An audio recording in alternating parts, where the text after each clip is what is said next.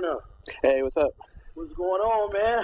How's it going? It's going good. It's going good. Hey, man, it's a pleasure to finally talk to you, man. Let me just say, man, it's a pleasure, man, just to be speaking with you. I'm a big fan of your blogs, and if I would have to say one cat that knows the music, knows my music from day one, I'd have to say that was you, man. And it's you know, I just appreciate it, man. It's a blessing. No doubt. Thanks. I think a lot of heads actually kind of knew your music back in the day because not only did you have a couple singles out on a major label, but like you had Rhyme of the Month in The Source.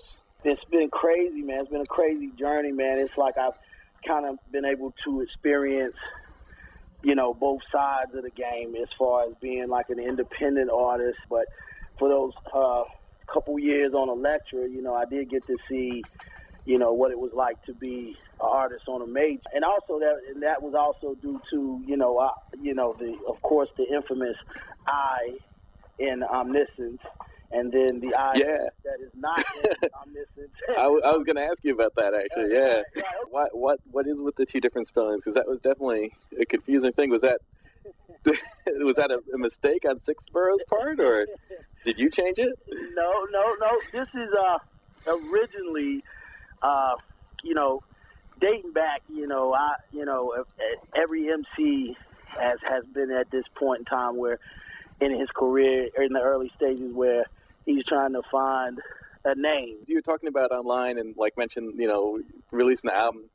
I know what you did kind of put online were some like mixes, like mixtape versions of Raw Factor. Like not really the album, but a lot of stuff from it. Right. Let me get into that, man. So it's the MySpace era, and maybe a little bit before. I'm just now getting acquainted with the internet, so of course, the first thing I want to do is Google my name, and see who knows what. And I'm putting in Raw Factor, and I'm coming across this one particular collection of songs called the Raw Factor. And I'm looking at the titles, and I'm like, this ain't the Raw Factor, And but what it was is what happened was, and to this day, I'm gonna be honest, Warner, I didn't put that out, man. Oh, okay. And that's what a lot of people thought. That's why they were hitting me for the records, like, yo, I'll pay whatever for this. Well, now gotta say this, of course, you do know that the official Raw Factor that was gonna come out, I'm on mine and maintain we're going to be a part of that record.